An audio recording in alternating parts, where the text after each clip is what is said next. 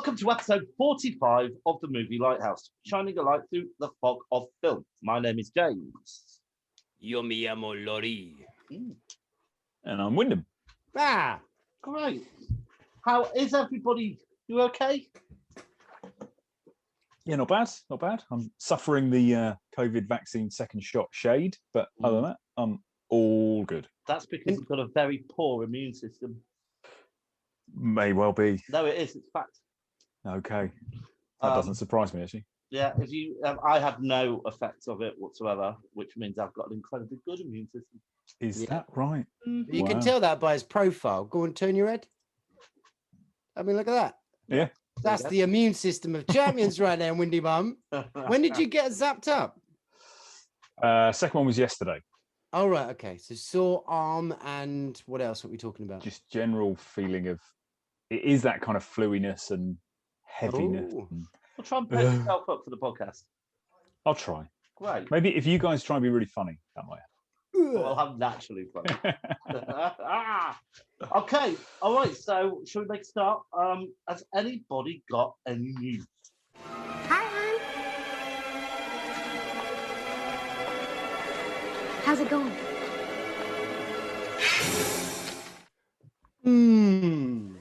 I did bump into something. Well, I'll start. I'll kick us off. Oh, go on then. So I've been watching every episode of the Goldbergs because that's the sort of thing I do, which is like a homage to the 80s. Really, it's a sitcom set of the 80s, which is okay. I'd give it about 6.5 out of 10. Has it got anything to do with Jeff and his finger? I don't know, so I'm just going to ignore Jeff that. Goldblum. Nothing to do with him. I don't think so. Goldbergs, you idiot. Oh shit. Anyway, what's good? They did they do Halloween episodes, so they did an episode where Fred Krueger. They watched Nightmare on Elm Street, and there was a guest cameo from Robert Englund as Freddy Krueger, which was quite cool, enjoyable. So that was current day England, was it? Current day England, pretending it was the 80s, but because of the makeup, he looked just like he did in the 1980s. That's handy, isn't it? Right, anyone else got anything? Yeah. George A. Romero. Do you know who he is, James? Of course I know who he is. Yeah. Yeah, he did Demons and Demons 2. Yeah, honestly, you're the best. Is that George wrong? A. Romero, yeah, completely wrong. Night of the Living Dead, Day of the Dead. You know, the zombie Baz. You know, George A. Romero. I'm thinking of Argento. You see, you need to see. work on your diction. I thought you said Argento. Okay, I knew I should have done this episode in Spanish. Go on then. What about him? So we obviously lost him a few years ago, but previously thought lost. He did this little short film called Amusement Park, and this is like classic Romero era, 1973, and it's a kind of a weird sort of story how it came about. Basically, it's called Lutheran Society. Lutheran? Yes, those guys. I knew you would have heard of them. So they wanted him to make a short film about, you know, the aged and what it's like, you know, becoming older and being a little bit sort of cast aside by society.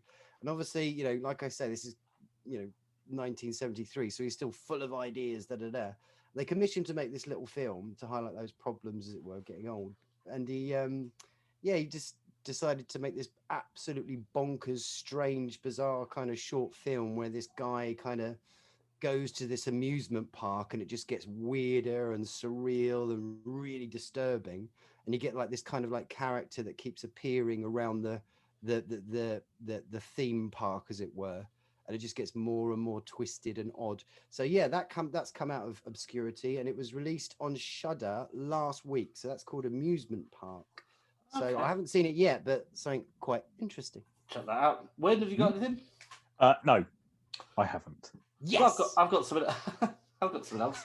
So remember a couple of years back now, probably we did our review of Threads. yes, we Yeah. did. What freaking brilliant film! What a joy that was to What an behold. amazing original film! Yes. Yes, No. 100%. No. What? No, it bloody well wasn't. And again, I'm getting my information here from the Goldbergs because In 1983, the American population watched a film called The Day After, which is basically Threads, but the American version of Threads. It's just arrived. I ordered it on DVD. But by all accounts, it's basically they did that and then we did ours. So we're going to have to watch that and compare the two. Absolutely. It's going to be way more jazz hands, isn't it? It really is. It really is. I very much doubt. Yeah, very much doubt it's going to be Northerners in Sheffield going, oh fuck. It'll be the deep south, won't it? Yeah. That was 1983, right? So when was Threads then? Was that 84? Was it? Yeah, I checked it out. Yeah, I think it certainly they did theirs first. Right. And apparently Ronald Reagan looked at it and saw it and then changed his whole mind on the nuclear arms program, or certainly changed the numbers that you had to press in order to set off the bombs. Oh yeah, he changed the numbers. Yeah, so that's pretty good. So yeah, and a little Uzumaki update. It's still not available. There you go. So that's the thing. Uzumaki is this. It's going to be aired on this thing called Adult Swim, which is the new inception of a channel that used to be called Toonami. Really, really interesting channel, and you can't get it in the UK. You can only get it in the US and other countries. But they do the things from Adult Swim do appear on other channels. Yeah, like little bits and bobs. But okay, so it'll Uzumaki, turn up. Don't worry. Yeah. Right, anything else, Laurie? Well, so it seems like we're going to get a thunderstorm on Thursday, but that's it for the news.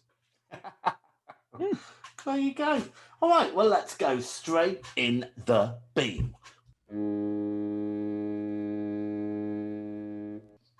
All right, Wyndham, go on, kick us off. I have a film called Palm Springs, released last year. It stars Andy Samberg from Lonely Island fame. No, you know Lonely Island? The dicks in a box. It's not gay if it's in a three-way. Lonely Island are a spoof kind of thing. No, they're a spoof band essentially. I must say he's a comedian. I do know Dick in a Box. Justin Timberlake performed it, didn't he? Yes. And also, just a little segue, I've performed twice in a musical called Slice of Saturday Night, and at the end there's a whole bit with a dick in a box. So there we go. Well. Who provided the dick? Is it attached to anybody? My first performance, it was my penis. Yes. I played a different character the second time round. I've got one more shot at it. I'm now coming up to the age of playing like the old guy who runs the club. I've got about 5-10 years to wait, and then I can do that, and then that's it. My Saturday night fame journey. Oh, no more dick in a box for you. No. Okay, so tell us about Palm Springs. Yeah, Palm Springs is basically Andy Samberg's character is trapped in a 24-hour loop. He's at a wedding in Palm Springs, and he just like Groundhog Day. A little bit like Groundhog Day, but he's on his own, and then every now and then you find somebody else joins him in the loop, and he ends up having this young woman in the loop with him, and it's very funny. Oh, it's good. So it kind of starts off as a romance, or you feel there's a building romance, and then J.K. Simmons is in it. Okay, the one who did the Harry Potter books. Yes. Right. She's very she's making a hell of a cameo. Yeah, it's good. Yeah. Careful with them. Laurie might come down on you like a ton of bricks because it doesn't fall into cult, horror, sci-fi, or fantasy. Fantasy was the other one, Laurie. There you go. Well, this is a time loop. If that's not sci-fi, I don't know what is. Yeah, Laurie. Okay. Well, go on, Laurie. What are you going to choose? You've upset Wyndham. He's left. Yeah. Where's he gone? Oh, it's all right. Sat down. I know he's back. Wyndham, a while ago, did you flag Army of the Dead? Yes. Okay. I'm not going to talk about that, but that's really good. I really enjoyed it. James hated it. It's long though, isn't it? Didn't hate it. No, it's not overly long. It's 2.5 hours. No, it's not overly long. It's right. delicious. So you're choosing Army of the Dead to talk No, about absolutely not. No, absolutely not. I am choosing Delia Derbyshire, The Myths and Capes. Have you watched it? I don't have time to watch everything, but as we all know, Delia Derbyshire was responsible for the kind of what would you call it? The original Doctor Who. She didn't write the theme tune. She didn't write it, but she created it. And as everybody. She well, some guy gave her a few notes on a piece of paper. Ron Grainer wrote the theme, and then the BBC Radiophonic Workshop created the theme, and that's what she did. She also created the sound of the TARDIS by using the strings of a piano and a key, and then scraping the key against the strings of a piano, and then slowing it down. Oh, isn't she delicious? But anyway, yeah. But so basically, this thing, Delia Derbyshire, the Myths and Legendary Tapes. It is an hour and a half, so I'm saying it definitely is a film. It's got actors in it. It's got a beginning and a middle and an end, so I'm saying it's definitely a film. But it's actually Arena, so you can watch it on iPlayer. So you get that beautiful opening Arena. Yeah, I loved watching that. I haven't seen that for years. It's just beautiful. But anyway, yeah, it's just really inventive. It's playful. It is a drama, isn't it? Because it is a drama within a documentary, within interviews, all about Delia Derbyshire, and I think it was kind of inspired not inspired, but there was a real big kind of uplift in her and her profile in 2001 because they found like 267 tapes in this place in Northampton. It was just all like little interviews of her. Well, it wasn't a place. It was where she lived. It was in the attic of her house. It wasn't like a random place. Oh, okay. It's like the local Rumbelows or something. Anyway, so yeah, just like loads of interviews of her and all these kind of ideas that she was creating with sound and stuff like that. And yeah, it's just lovely. You find out about her and all her quirks and strangeness and uniqueness, and the way that, like I say, it's really, really playful. It is a documentary and it is a film, and it's just fantastic. Really, really, really great. There we go. All right, and my choice is gonna be the film Awake, which I watched over the weekend. And it's a little Netflix film, and it's another one of these concept films, really. So there are strange solar flares or something, and then nobody can go to sleep, which seems like, oh God, well, that's all right. But after 5 days without any sleep, everyone goes a little bit crazy.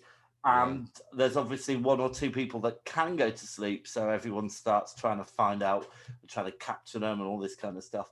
It's good. It's all right. It's, it passed the time. It wasn't pretentious. It wasn't like up itself. It was doing something new. It didn't like use actors that you thought, oh, that should have been The Rock, as opposed to like the main actor they had in it. Or, like some really cheesy kind of zombie kind of thing going on. Stick it up your ass, Wyndham. Yeah. Oh, that's it. Yeah, Wyndham, stick it up your bum. There you go. So Awake. All right, so let's go on the rocks. Love on the rocks. Ain't no surprise. So remember, On the Rocks is something that we have watched, which we don't like very much. Go on, Laurie, what have you got? Is it Army of the Dead? I don't think I have anything. If I was including like TV shows, I might be able to say something, but I'm not going to. It's a revisiting of a film I kind of knew, and it was shit last time I watched it, and it's crap again. Predators. Predators. Yeah, I haven't seen it 4 years. Thought I'd give it another go. It's just as bollocks as it was. Is that the Adrian Brody one? It is. Yeah, the one from the 80s we're talking about, yeah? No, Predators. So multiple. Was that the early 90s then? It's 2000. 2000 something, yeah. All right, so I'm getting confused because I'm sure they did a Predator 2 in the 80s. Yeah, which is great. Yeah, that's good, yeah. With Danny Glover. Okay, so we're not talking. Predators was 2010. Right. Okay, well, that's a shame. All right, well, I've got a couple to choose from, but I am going to go with Justice League Snyder Cut. Did you make it all the way through? You are so down. That man cannot direct movies. I mean, Army of the Dead so is self-indulgent. Really good. I mean, look, we've got 4 hours, and I'd seen the original version. I thought that was awful. and this is just worse. I mean, it just goes on, and the whole 20-minute section at the end, which has no relevance to the rest of it. You really don't care about the characters. Wonder Woman's all right, but it's just a bit shit. Should have watched Army. They did. All right then. Oh, what's that noise I can hear? Could that be the trailer trawler trucking along with its trailers for the month? Oh. All right. So, has anybody seen any trailers? I've seen 4. So, what film are we going to see? Oh gosh, that's called again. Well, we'll look at that in a second. Is it called Censored or Censor? Yeah, at the film festival. Yeah. So Okay. obviously, I saw that and I was like, "Oh, this looks good." So what's that about? Censor. I don't fully know because I've only just seen the trailer. But as far as I can determine, it's a censor who's back in like early 80s when video nasties were a thing, and it seems like she's lost someone of her family, a sister or a daughter, something like that. And then she slowly starts getting pulled into the film. Similar kind of deal, Barbarian Sound Studio kind of deal by the looks of things. That's the idea that I'm kind of getting from it. So I thought it looked really good. And that would be my first time back in a cinema with anybody, but it's actually going to be with you guys as well in July. Yeah. Lovely. All right. Well, I'm just going to mention... I'll mention a couple, but the first one I want to mention is The Green Knight. Anyone heard about this? Starring Dev Patel. So it's based on Arthurian legend, which I quite like the Arthurian legends, and I think there's always scope to do more with that. But it's about this knight, a fairly green knight, which is like it's like a knight made of wood. It's like a tree knight, really. Yeah. I think he appears in Excalibur, doesn't he? Possibly, I don't know. Yeah, but that looked really good and quite original. I think that's going to be a great film. And then, have you got any? Dev Patel is always good value. Yeah, he really is. And then I saw the trailer for Venom 2, which encouraged me to go back and watch Venom, and I really liked it. Watching it again, I think you really liked it the first time as well. Oh well, that's good. I'm consistent. Who would have thought that? But I think it's going to be good, and I think what's his name? Who's Venom? Tom Hardy. He's a good actor. I think he does quite well. So there we go. You sounded like you were hedging there a little bit. He's a good actor. Well, I don't want to say he's very good in The Drop. Have you seen The Drop? No. He's very good in that. Oh. Is that about Amazon deliveries? Yeah. Great. Yeah. All right, so should we get on to the main feature because it's really hot and I'm melting. Oh, yeah. It's so hot. It's so hot. Our cranes are going to melt, and therefore we won't be able to do any animation because it is anime.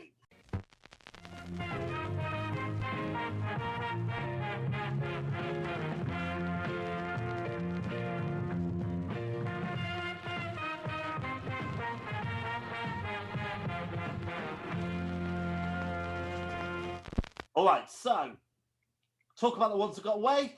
So Spirited Away and Princess Mononoke or something. Well, yeah. I love it when you have to read Japanese, John. Yeah, I should just do it really quick. Spirited Away, it's the first film I saw by Studio Ghibli, and I thought it was great. I loved it, but it's the most well-known one, which is why I'm quite glad we chose the other one. I don't know anything about the princess one. Anyone else? Princess Mononoke. It's beautiful. It's kind of a story about humans and nature and the balance between the two, and the wrong that human does and the beauty that nature is, and the scariness that nature can be as well. It's a really, really great film. But I am very conscious, anime is gargantuous. It's massive, and we came up with before you do this, real standards. Well, you can talk about this in a minute because I'm going to give you a bit of information about anime, which will probably answer most of your questions. Okay, so in the news, I'm going to give you some facts. Fact number 1: Anime is in fact an abbreviated pronunciation of animation. It began in 1917 by Japanese artist Shimokawa Oten, Junichi Kuchi, and Shitaro Kitayama. No. It's not synonymous with cartoon, despite the popular belief held by the uneducated masses. Anime is considered to be an art form by those who appreciate it. A wide range of audiences are targeted with complicated, in-depth, and emotional storylines. In Japan, more paper is used to print manga than toilet paper. Yeah. Dirty bastards. On TV, so some big anime on TV was Cowboy Bebop. Anyone see that? Yes. Yeah, great. No. Me neither. Full Metal Alchemist. That's on Netflix. Genesis and Evangelion. Oh, yeah, Evangelion. All right. And One Piece. One Piece. Yeah, okay. That's cute. Okay, music. Most famous music video based on Ghost in the Shell. Great. And top 5 grossing films. We have Demon Slayer, Spirited Away, Your Name, Howl's Moving Castle, and Ponyo. Anything you want to add to that, Laurie, before we get into the first Yeah, film? I know. I don't know. I remember when we were choosing them, Wyndham, you mentioned Legends of the Overfiend and things like that. It's just, it really, when we're saying anime, we are talking about, stuff that's coming out of Japan, really. We're not just saying animation as a full thing.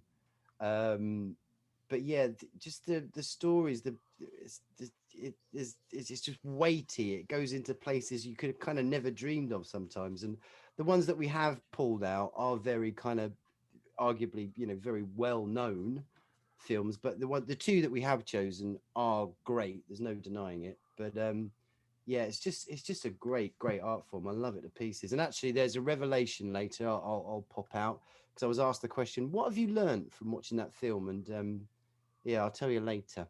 God, stay tuned, everybody. Yeah. Crikey. All right, so let's do film 1, Akira.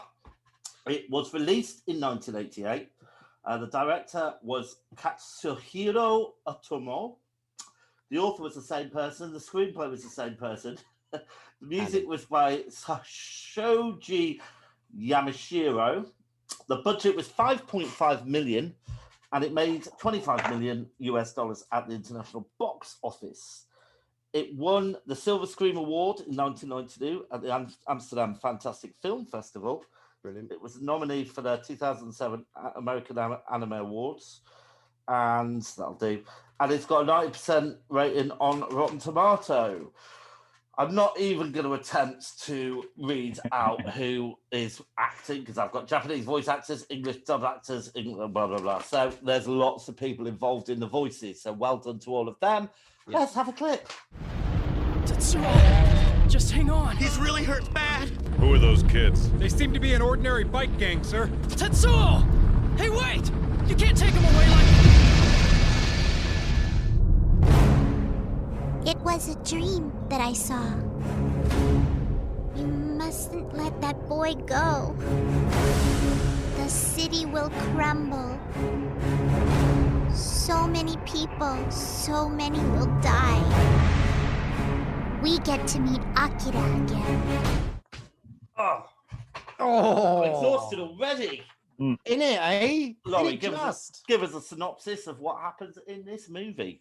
Neo Tokyo. I can't remember the year, but the opening scene, you kind of you're panning in. You got the bird's eye view. You're coming down, and then there's a white light that eats up all of Tokyo. Something's gone down. What the fuck's that? Next minute, you're kind of in Blade Runner-y kind of world, definitely in the future, and just these really cool dudes on really cool bikes are going around having a fight with a rival gang, and as kind of like a really cool chase scenes going on, one of the dudes, Tetsuo, bumps into this kind of little grey weird looking fella, and it seems like he's changed quite considerably from that accident. And your time's up. All right, so Wyn, have you seen this before? No. Wow! I hadn't seen it before either. What the shit? No, I had it on DVD for about 15 years. Why? Why did you have it for Dunno. 15 years? I sold it about a year ago. Can you believe it? Anyway, when did you first see it, Laurie? Oh, crikey. Blimey, probably about 1992, 3, somewhere around there, on VHS. And, well, blow me. Yeah, just delicious. All right. Well, I have to say, I kind of disagree watching it for the first time. I wasn't hugely impressed with it. I found it quite hard going. Really? Why? There's a lot going on. Yeah. And maybe that was the problem. I like Which is just fine. maybe one thing going on at a time. Okay. So at what point did you feel like, okay, wait a minute, there's a lot going on here? Well, when you stop watching it and paying attention to the film? well, it confused me a little bit that it didn't confuse me.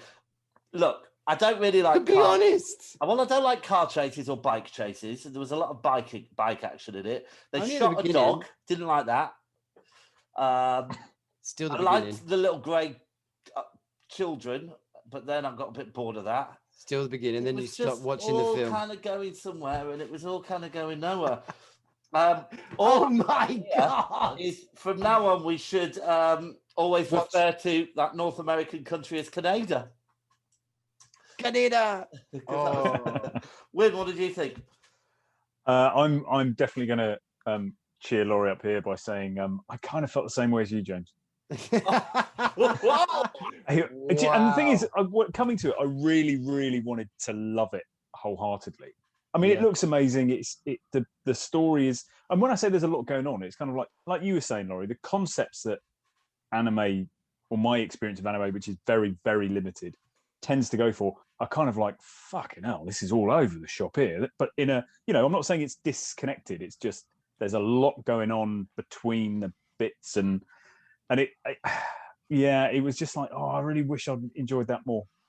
I really want, honestly, this for you to convince us, Laurie, why this is good. But for me as well, the problem I had was just watched it. I felt that it seemed very dated, even though obviously it was set in the future.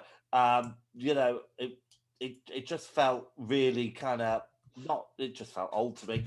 Come on, tell us why we should like it then. Okay, all right. So, oh man, it's geez Louise, it's kind of. Did you watch? Okay, I will ask. Did you watch the dub version or the subtitles? Right, I watched the one where the English people spoke. Okay, good. Okay, so you had more chance to be engaged with it, but you still wasn't. Well, yeah, but saying that, I thought the voice acting was shit.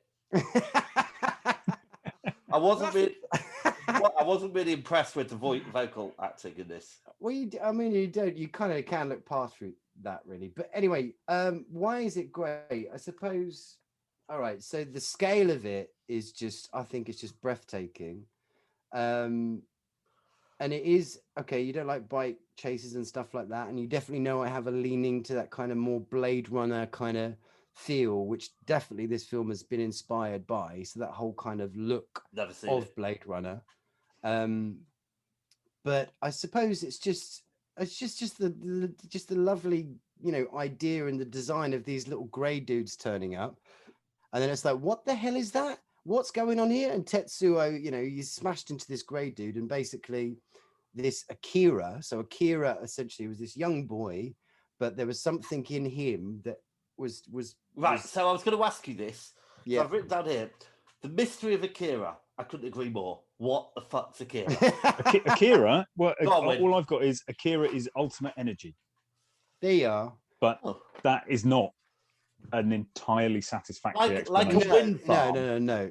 It's basically he's okay. So I'm talking from the perspective why I haven't read like the 347 mangas that are about Akira, so I don't fully know. But what I've got from the film is that Akira is this boy, and there's something in him that is connected to that energy, and it's limitless. and he can just, create and do whatever. So right at the beginning, where you see kind of that nuclear wipeout of Tokyo, that's Akira having a hissy fit back in the day. So all the scientists and stuff decide to sort of take him to pieces and put him in a massive, great big freezer and just pray to God that he doesn't kind of wake up again. But these other 3 grey dudes, they have similar elements, because they were sort of trained and not trained, but studied with Akira when the scientists were looking at it.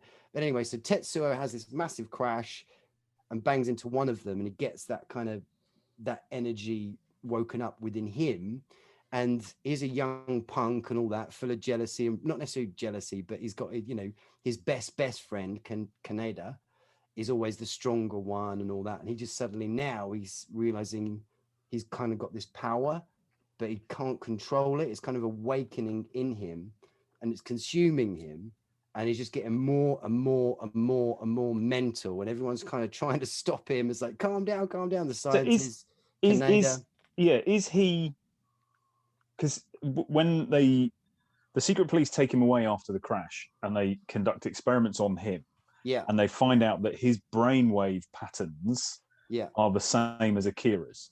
Beginning to right, and ultimately they get to a point where they match. Right. So is he Akira? No, but he's been awoken. Akira is one boy that had the energy, and Tetsuo has opened up with that same energy, that potential. I think it alludes to that everyone has it. Yeah, go on. Well, I think this is one of the problems. I've got to put here that the exposition is very clunky in this film, and I think it's not.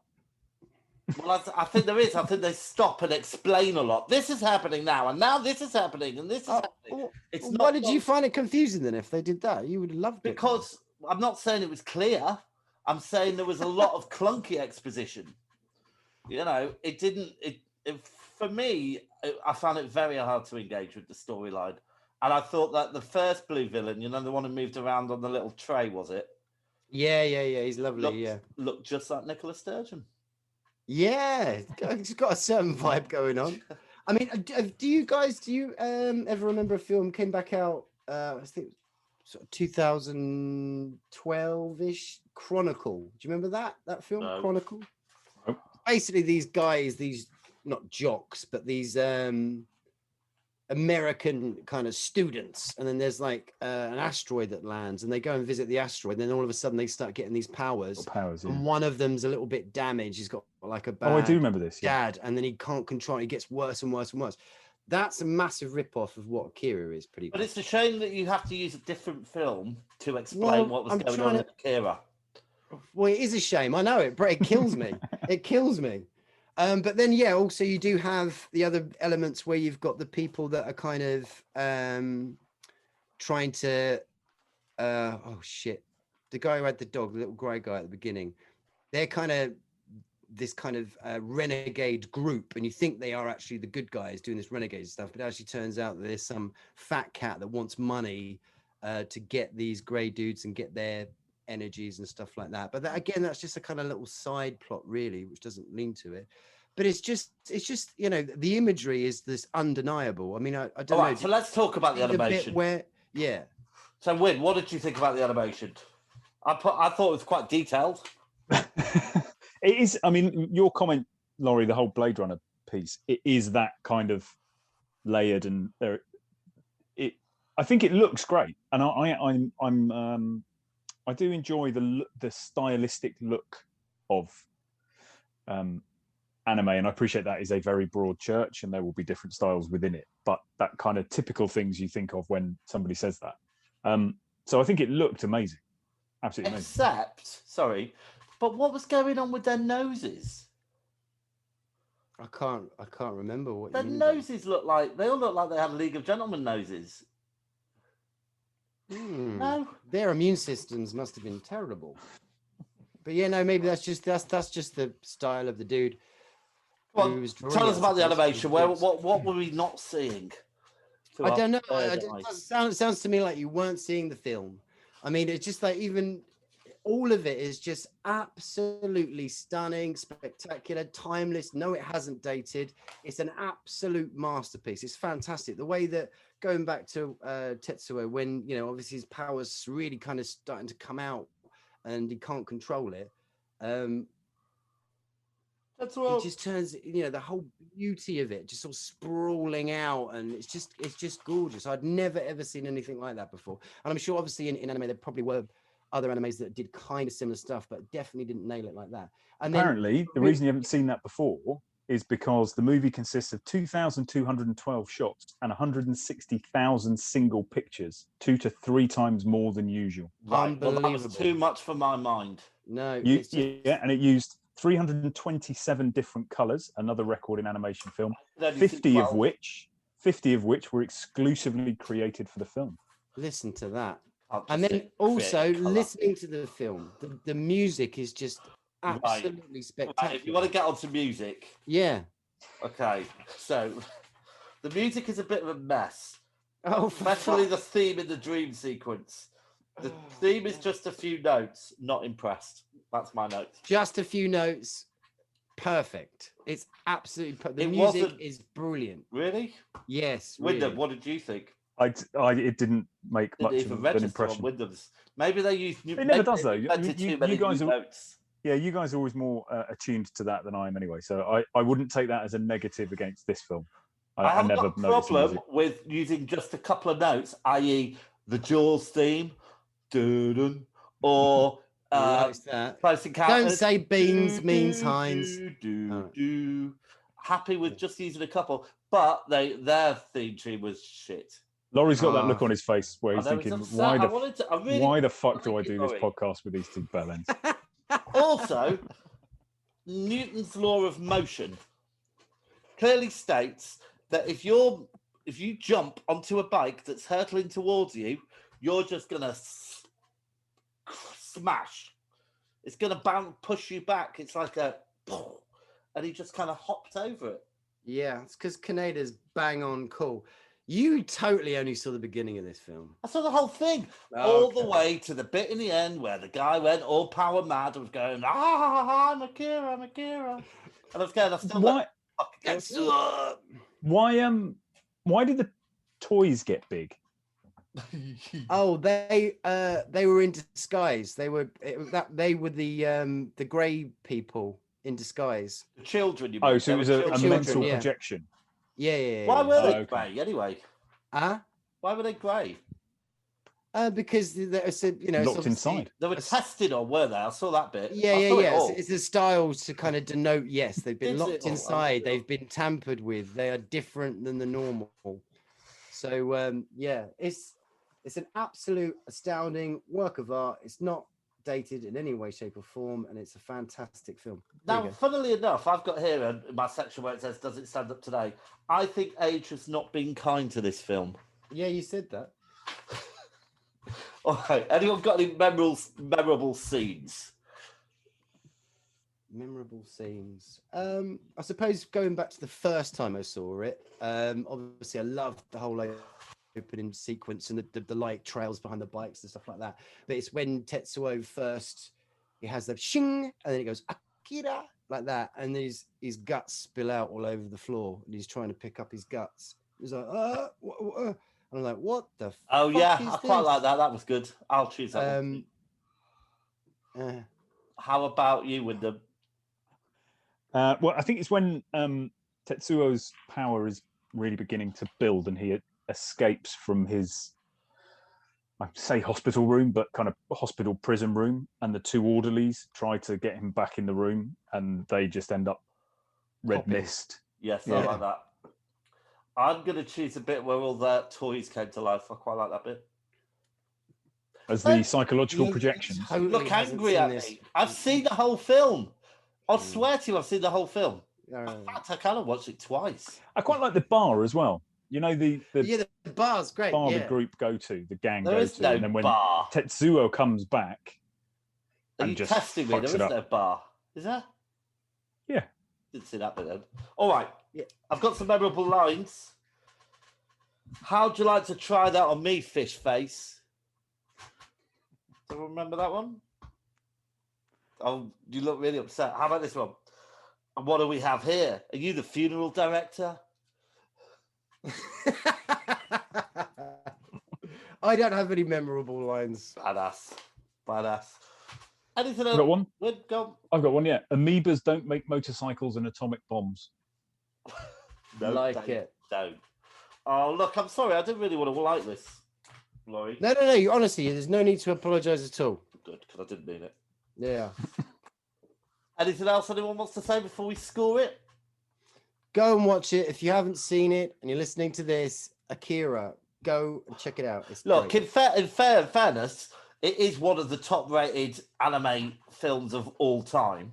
Of all time. Yeah, so maybe it's just not for me, really, or Wyndham.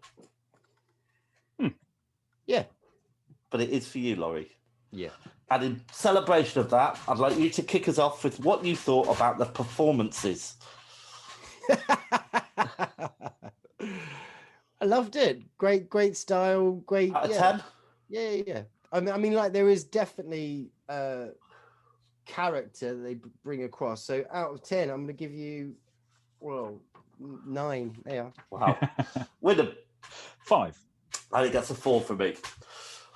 Wyndham, I've changed effects to animation. So, Okay. animation. 7. It gets a 6 from me. 9. 9. Good. Right. Plot. 5. Wyndham. 7. Laurie. 8. Good. Rewatch factor. Laurie. Rewatch factor. 8. Wyndham. 3. 2. Direction. Wyndham. 6. 5 for me. 8. Cinematography. Laurie. 9. 6 for me. 7 from me. Good. Sound of music. I'm afraid it only gets a 2 from me. That's a 9 from me. Gets a 7 from me. Originality. Wyndham. 9. Laurie. 8. And 7 from me. Enjoyability. 4 for me. 8. 5. And life-changing past and present. Wyndham. 0. 2. 7. Mhm. All right, so let's add up our scores. I give it a 56. I give it a 43. And I give it. Bear with me. 83. All right. 83. Nice number. What numbers there? Gives it a score of 60.6. 60.6, which on our 2021 leaderboard puts it in 7th place, just above Theatre of Blood, but just below Event Horizon. And on our whole thing, it gets joint place with Dawn of the Dead. Christ. It's just above Razorback, but it is below Tales from the Crypt and Eyes Without a Face. I think that's all right. It's not done badly. It's in like the I feel bilious. yeah. Anyway. Well, let's use that wind in your bilious sails to move on to our next feature, which is Grave of the Fireflies. Strangely enough, this was also made in 1988. So it's like we did a year. Isaru Takahata was the director. Oh, the author was Akiyuki Nosaka. Screenplay Asao Takayata. Music Michio Mamiya. Budget was $3.7 million. It made, get this, $517 million. That's a lot of dollars. That is. It won at the 1989 Blue Ribbon Awards.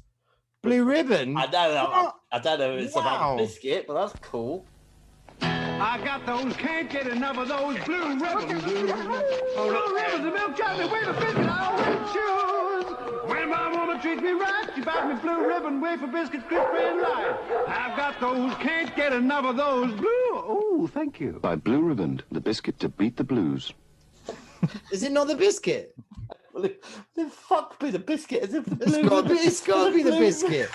Special award that year. Blue ribbon, people. Right, what should we do? Let's do film award. It also won in 1994 won the Chicago International Children's Film Festival, which must have put a bit of a dampener on their celebrations. Here are kids. Enjoy. Never-ending story. No. They remember this is 1988, so this is all where the wind blows and all. Yeah, fair enough. That was 94. And it gets 100% on Rotten Tomatoes, which I find a little bit hard to believe because everyone keeps going on about Paddington 2 being 100%.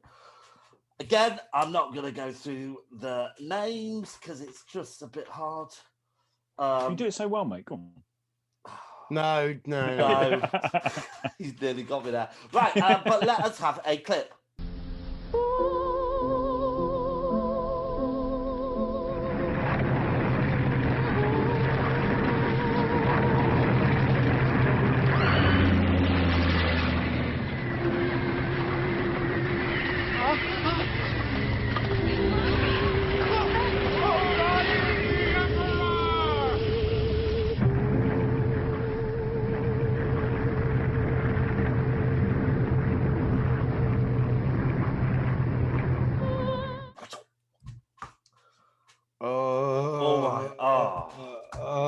Okay, so first of all, I feel like I need to apologise a little bit to Laurie because why is that? Do you think?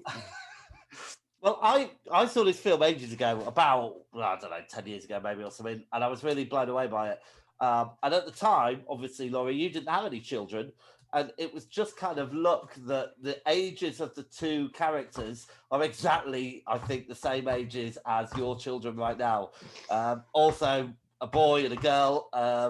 So I don't know if you were watching that thinking, oh, my God. When I finished watching it, I went upstairs and slept with my daughter. And I held her very, very tightly. Oh, very tightly. So give us a synopsis, Mr. Wise. Okay, so we're at the beginning of, is it the Second World War when America started bombing Japan? Towards the end of the Second World War. Yeah. Okay, so we're there. America is bombing Japan, and Dad's away at war in the Navy. And the two kids and Mum are at home, and they're quite well respected because obviously Dad's out there fighting the good war. And America starts bombing Japan, and then Mum gets really badly hurt, and then the kids are pretty much orphaned after a time, and then they stay with Auntie, who she has a certain tolerance whilst Mum's kimonos are still flying about, but then she starts to lose her patience. Then the kids have to kind of make their own way, and there we are. So the kids are Sensiko and Setsuko, and what's the boy's name again? Sorry, Seta. Fitter. Seta. Yeah. Okay. All right, Wyndham. Had you seen this before? I had not seen this before. No. Go on, what did you think of it? It goes in, like you were just saying about When the Wind Blows. It goes in with Threads and Watership Down as a pretty harrowing watch.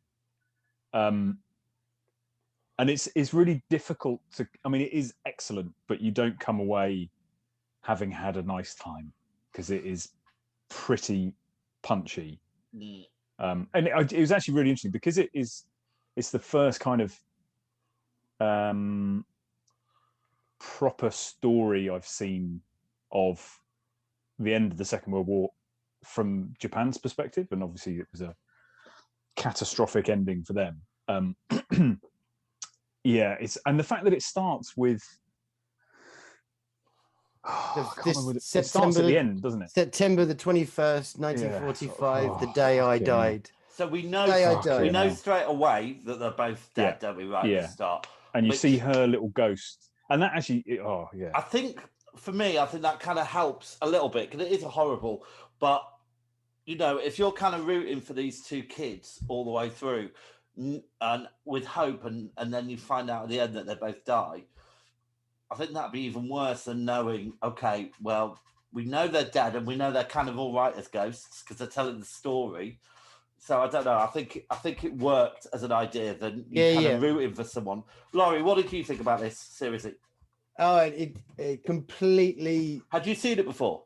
No. I hadn't seen it before. And then when you mentioned it, I was aware of kind of what it was. And a few years ago, I watched a film called Barefoot Jen, which it does the actual Hiroshima thing.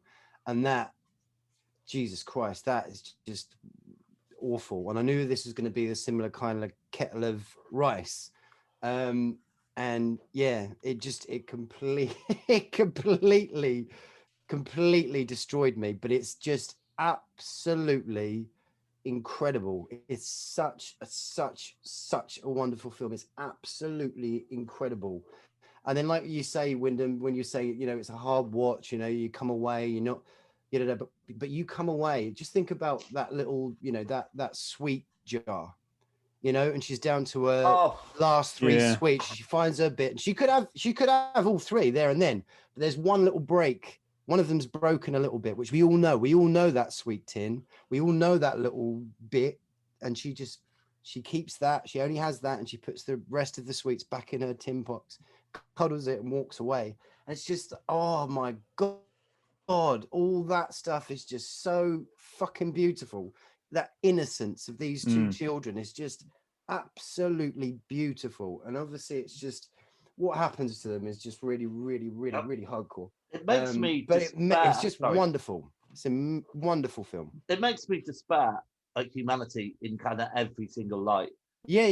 From war to family to people helping each other to the horrible Undertaker to seeing kids starving.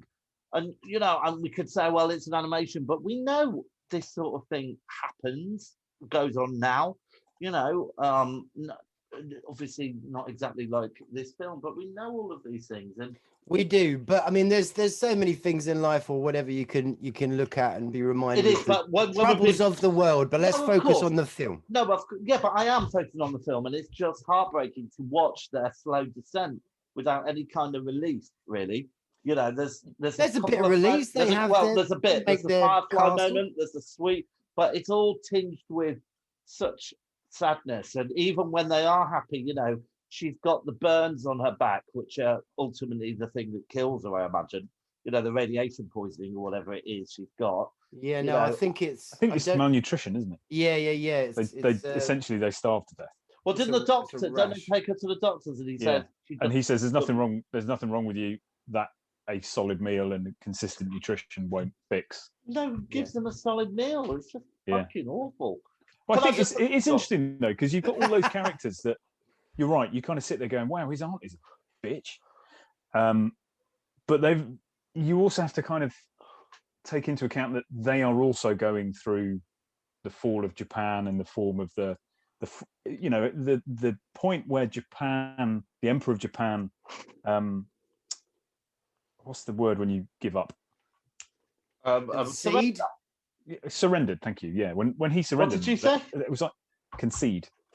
But when that happened, it was like fundamentally like a rift. It cracked the Japanese kind of psyche of who they were, and you have all of these characters who are all going through their own, and they're different pressures and they're different that, and it in no way kind of forgives the behavior, but I think the film does a really good job of kind of painting the picture of who these people are in their own kind of worlds, and these two kids are the kind of the collateral damage that goes with it. But I understand that and agree with that, but you know, yeah, everyone's going through hell and stuff, but you know, her kids are doing all right. It's not like they're going hungry, they're all going hungry, and she's worried about herself and her own children. They've got plenty of food.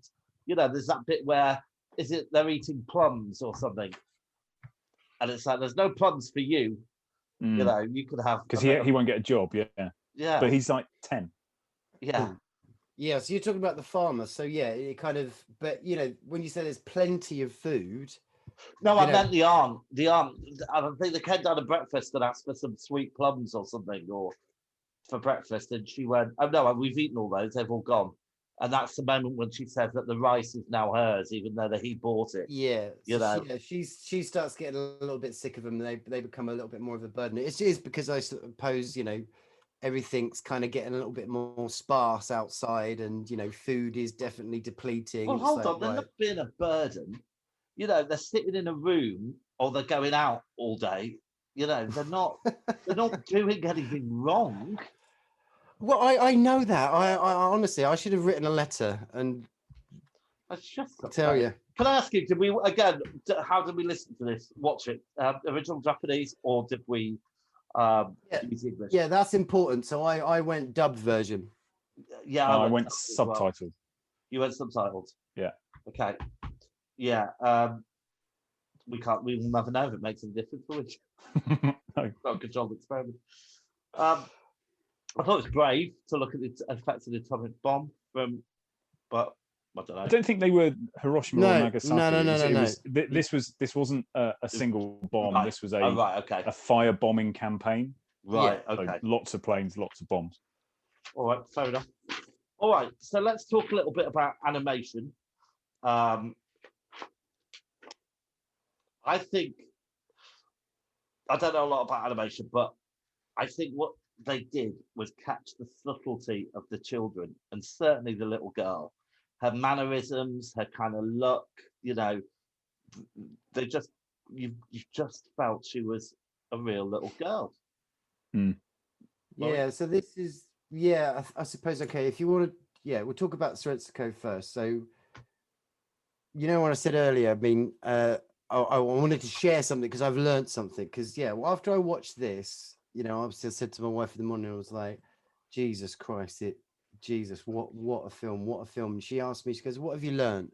And my first kind of response was, oh, nothing, probably because I had a bit of hangover or whatever. But then I thought about it. I was like, actually, no, I've massively learned something. And okay, so Setsuko, you know, she is a drawing, right? And she's telling me this story, this stuff happens to her. And, you know, it isn't a case of, you know, they do a certain scene and they say cut, and then she goes to a Winnebago and has a tuna melt or whatever. You know, she doesn't.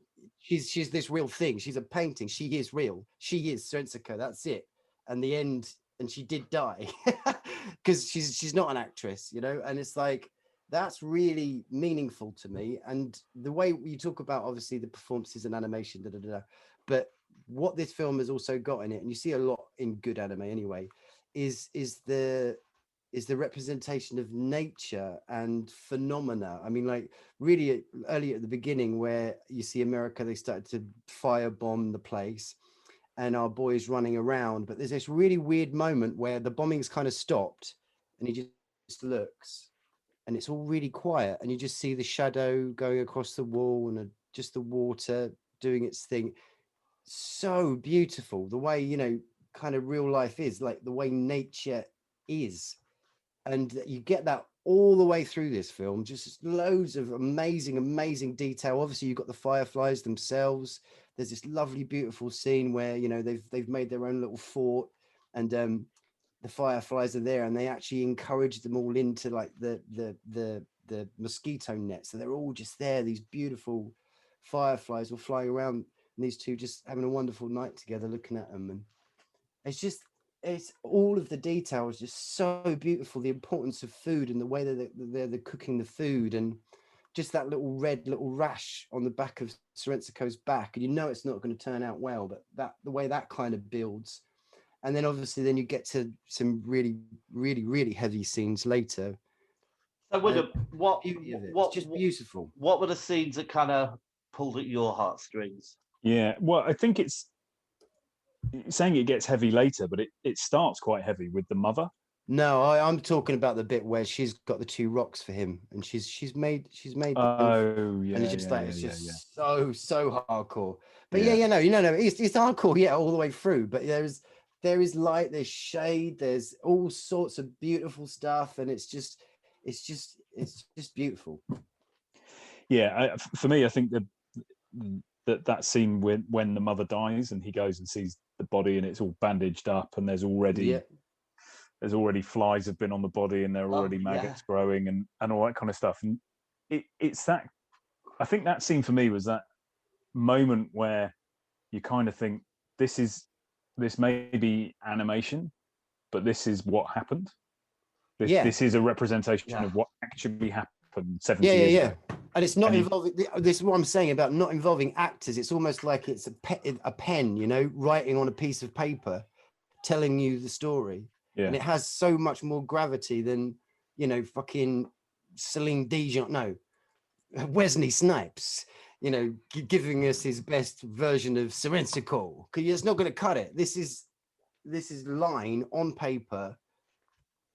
It's just, I don't know what I'm talking about, but this is heavy, beautiful, wonderful, amazing film, and I'm not going to watch it again for a very, very, very, very long time because it tore my heart out. I thought the music worked very well. I thought it was very melancholy, fitted well, and I especially liked, I can't remember now, but especially like the funeral music. It wasn't too somber, but very emotive. Any comments on the music before we move on? Yeah, music's beautiful. It's kind of like an orchestra with this lovely flute that goes all the way through it. Just really tender, really, lovely, beautiful. I keep saying that word. I need to find another word for beautiful. All right, I do have a couple of problems with it. I thought the ending was a bit of a damp squib. I know where we were going to, but it just kind of like tailed off and stuff. So do you not think that's reflective of his life? But as soon as Setsuko had died, he had no reason to continue to fight. Yeah, well done. Yeah. And he just kind of drifted off. I guess so. Yeah. But yeah, that final scene you see of them, that's them looking at modern Tokyo, isn't it? Oh, is it? Oh, yeah. Good stuff. And I wasn't sure, and I can't really remember this now, but I wasn't sure about the best bits moment of his dead sister. I thought that was the highlight reel. Yeah. So it was like a flashback of all the good times. Didn't really work for me. But there you go. All right. Memorable scenes then. For me, the scene where he's holding his dead sister through the windy night, I thought was quite nice. That sort of way. I really loved the moment where I can't remember if he just explains to her that mum's ill and we'll see her later, whatever. But he's just been to the hospital, whatever, and she's in a really, really bad way. And then you see Setsuko, she's kind of standing there just going, just like kicking her foot in the sand. And he goes over to a pole and starts doing these acrobatic things. Acrobatics, you know, the way, like, you know, you talk about I've got my kids, but the way like a boy may kind of try and get his way through it, try and be strong, and the way the girl just sort of kicks at the sand and then slowly kneels down and starts crying. That was a really, really beautiful scene. But there's so many absolutely superb moments throughout it. But Wyndham, what about you? I think the stick in the head is the mother. Yeah, kind of that resonates. And then actually just any of those moments where Setsuko is, because she's a little child, she's getting frustrated or sad or teasy or whatever, and it's not a particular scene, but it's just he never loses any kind of control around his sister. And it is just that kind of arms around her type thing. I mean, you would say good brother, except he did manage to starve her to death, I guess. You need more than love sometimes. All right. I haven't got any memorable lines, and I just felt, I don't know if it was a translation, but I didn't think the language was really rich, and there wasn't really any kind of lines that jumped out for me. Don't know about you two. Yeah, I suppose that's kind of fair. It's all very kind of practical I think that's kind of part of it, right? That's dialogue. Yeah. intentional, isn't it? It's like Yeah. they're not There's a lot of jazz truth. handsing it. Or... Yeah, exactly. There's a lot Yeah. of truth in this film. It feels like it hasn't been kind of forced in any way, if that makes sense. There's no sort of clever writing or clever prose. Yeah. All right. So, shall we score it? God, that was depressing. No, it's not depressing. It's one of the most. It's probably the best film I've seen. No, I meant the podcast. Very, very long time. Oh right, okay. All right, yeah. You might have a point with that That one. was fine. It's you two. Right, performances. Wyndham. 7.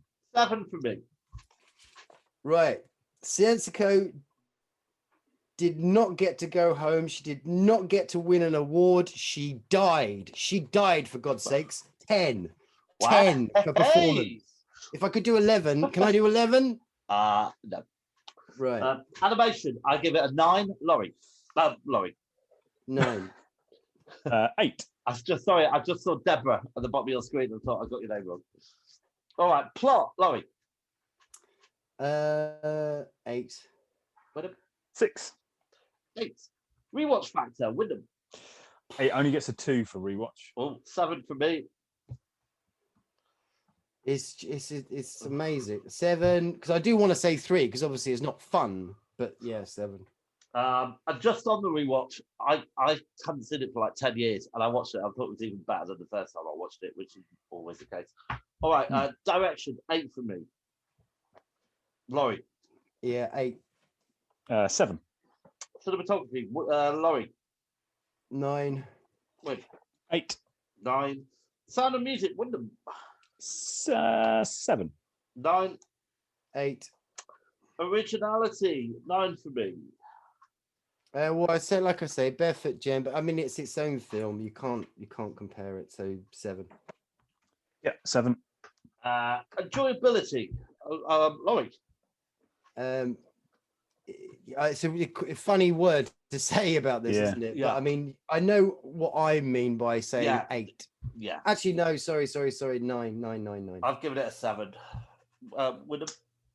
And I think my interpretation is leaning more to the real, how enjoyable it was. It's a 5. Okay. And Wyndham, life-changing past or present? 0. 8 for me. 6. Right, okay. I think it's got quite high scores. I've given it 82. 82. I've given it 56. 13, 16, 18, 19. That would be 81. Ah, we're very close. 81.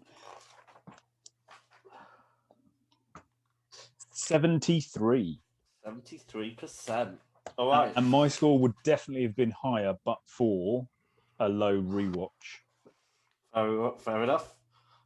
Flies. It's definitely worth watching. Definitely. Okay, well, it puts it number 2 on our 2021 leaderboard, just below The Wicker Man and just above The Descent. And all in our high scoring one. Yeah, it's alongside Starship Troopers, and it's just below Requiem for a Dream, another happy little film, and just above Dead Man's Shoes and Moon. Dead Man's Shoes is another quite somber film. A little somber area going on the leaderboard. All right, whose turn is it to pick, guys? It's Laurie's pick. Laurie, it's your pick. Yeah. Reach your hand in. You two, though, aren't I? Okay. You must find this so frustrating. Right, here we go. Yeah. Well, it's the same for all of us. Well, the number is, can you see that? Yeah, no you can't. It is 28. Which 28. Okay. What could it means mean? nothing to you yet, does it? I almost prefer years now. Well, you're lucky because it is a year. I don't. It is 2008.